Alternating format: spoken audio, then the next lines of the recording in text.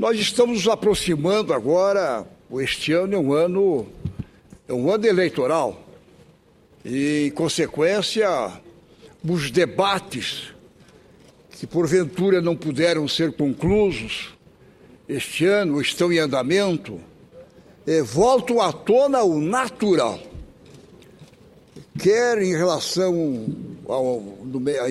aos estados, que em todos eles acontecerão eleições, ou em relação ao país, ao governo federal. Então, agora são as propostas, os presidenciáveis, em relação aos governadores, e aí os que disputam o legislativo, quer aqui no Senado, na Câmara dos Deputados, ou nas Assembleias Legislativas, é o que está em pauta. E aí são os compromissos, e aí se renovam muitas vezes. E, naturalmente, o povo, os eleitores, precisam até acompanhar, e acompanham, naturalmente, o que se pregou há 4 anos, o que se dizia. Muitos desses têm guardado os encontros, as propostas, tem uma espécie de catecismo consigo dos representantes e, naturalmente, isso vem à baila agora. Esse é o grande debate. O Congresso Nacional, como digo, dá início aos trabalhos legislativos do segundo semestre, num momento, diria, especialmente relevante para o país. Deixamos para trás as festividades da Copa do Mundo, férias escolares, e entramos oficialmente no período da campanha eleitoral. Apesar de estigmatizado, trata-se de um momento de grande relevância para o processo democrático de qualquer nação. É agora que os milhares de candidatos ao executivo e legislativos, nos âmbitos federal e estadual, apresentam aos eleitores suas plataformas e propostas. São 61 dias que nos separam do pleito, onde o eleitor manifesta pelo voto seus desejos e anseios para o país. Nesta quadra que se inicia, os agentes públicos, no exercício do mandato e que estão se candidatando, seja para novo mandato ou para outras funções públicas, devem ter atenção redobrada, tanto no legislativo como no executivo. Refiro-me não somente aos limites impostos pela legislação eleitoral, mas especialmente ao andamento dos trabalhos. Presidentes e governadores candidatos, por exemplo, não podem deixar de dar andamento às ações públicas, ao exercício administrativo, nesse difícil equilíbrio entre suas personas, a de governante e a de candidato. Sei que não é fácil, há dificuldades.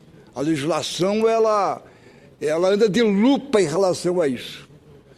Mas, ou se afasta do poder, mas ficando como a legislação permite, tem que ter os seus limites, tem que ter os seus cuidados. Mas não pode haver o descuido de temas importantes dos compromissos assumidos na época anterior. Isto vale também para nós. Da mesma forma, nos legislativos, seja aqui no Congresso Nacional ou nas Assembleias Legislativas do Brasil afora. Entendemos o interesse legítimo da busca pelo voto, não há dúvida, mas a campanha não pode paralisar os trabalhos, inclusive aqui do Congresso Nacional ou das casas legislativas do país inteiro. Especialmente propostas que precisam de decisão, como no caso aqui no Congresso Nacional, como novo indexador da dívida dos estados e dos municípios. Apenas para citar um tema, mas isso existe um rol de casos que não podem ficar parados aguardando para em outros tempos. Agora, reformas profundas, como a política, é um debate que não pode mais ser relegado. Podemos pensar no fim das reeleições, em mandatos únicos de 5 anos, na unificação dos pleitos, na obrigatoriedade de licença ou renúncia para candidatos a novos cargos, enfim, da vedação de coligações entre partidos na proporcional para poder fortalecer partidos políticos no Brasil, porque nós sabemos que hoje há um mercado nesse negócio, não há dúvida nenhuma em função de tempo de televisão. A gente vê isso, é um balcão de negócios. Isso todos nós estamos vendo, isso é o que acontece, porque a legislação permite isso. Os temas têm sido exaustivamente discutidos, tanto aqui no Senado como na Câmara dos Deputados.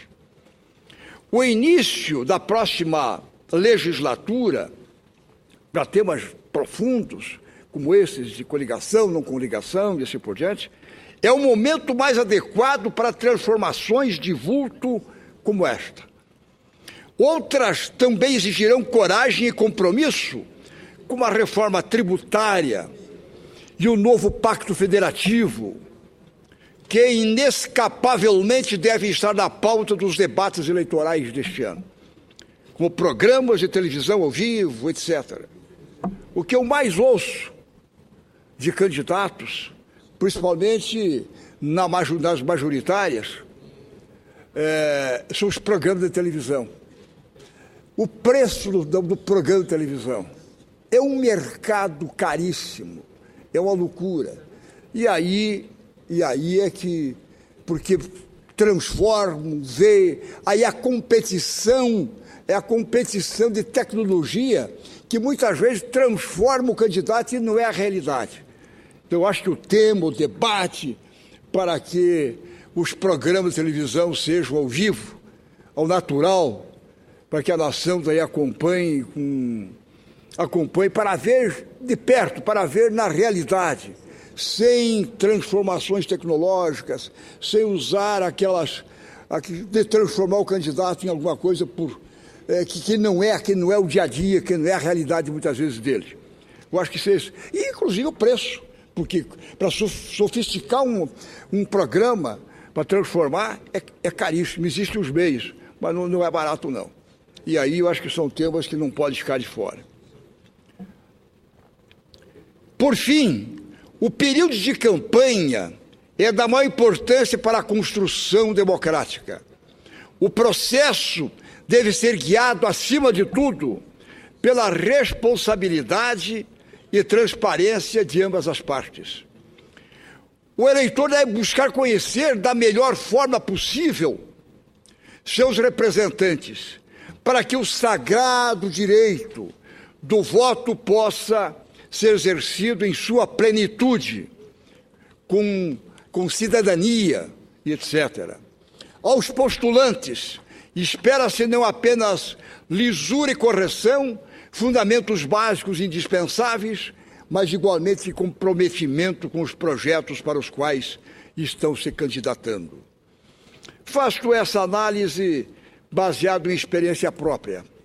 Participo do processo eleitoral há mais de meio século, numa trajetória que se iniciou em minha cidade, a pequena Modelo, no oeste catarinense, em 1962, minha primeira candidatura quando fui eleito vereador.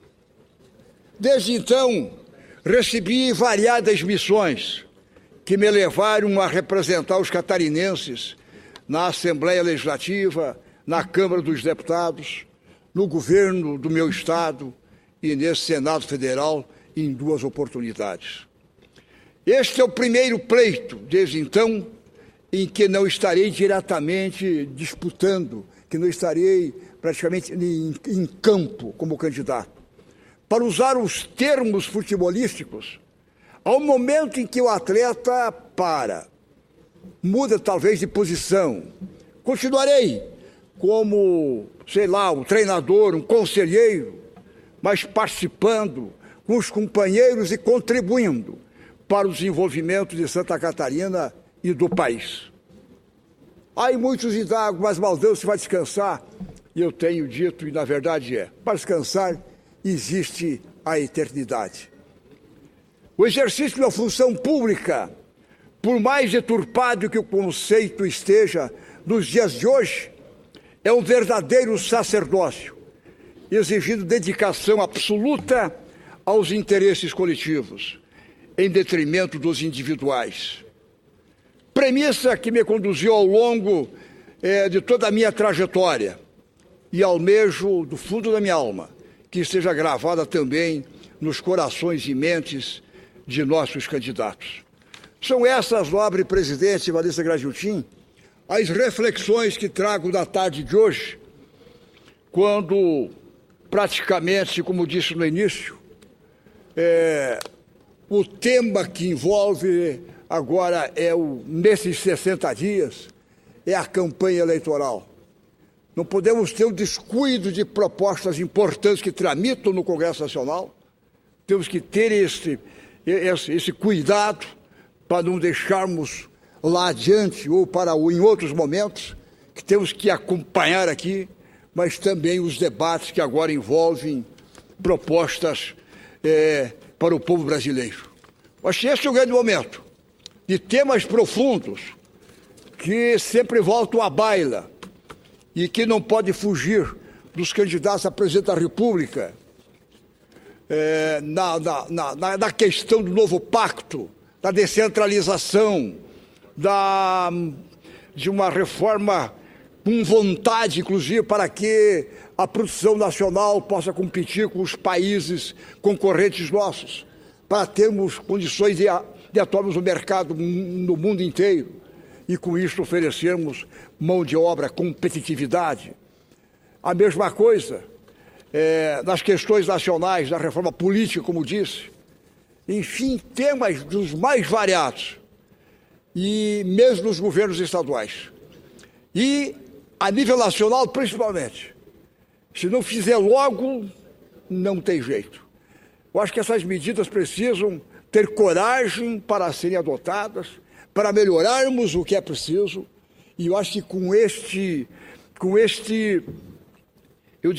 prisma é que os nossos postulantes devem encarar esse pleito que se avizinha. Então, encerrando, caro presidente Vanessa, essa nossa reflexão, sem se descuidar dos temas proeminentes, como amanhã, eu sei que tem propostas e mais propostas, inclusive vetos da presidente da República, que o Congresso Nacional deve analisar, e que amanhã, no fim do dia, começa a entrar a noite adentro, discutindo. Nós precisamos fazer isso, porque não se pode esperar para amanhã, existam prazos, e assim sucessivamente. Em todo caso, o Brasil, depois da Copa, depois das férias escolares, depois disso, depois daquilo, agora é o grande debate nacional. É o que há de melhor para procurarmos incluir neste novo Brasil, por assim dizer. É o que agora é o campo de batalha das ideias, das reuniões, dos encontros, para buscarmos o que é que nós temos que fazer. Essa é a reflexão. Muito obrigado, senhor presidente, nobre presidente e prezados colegas.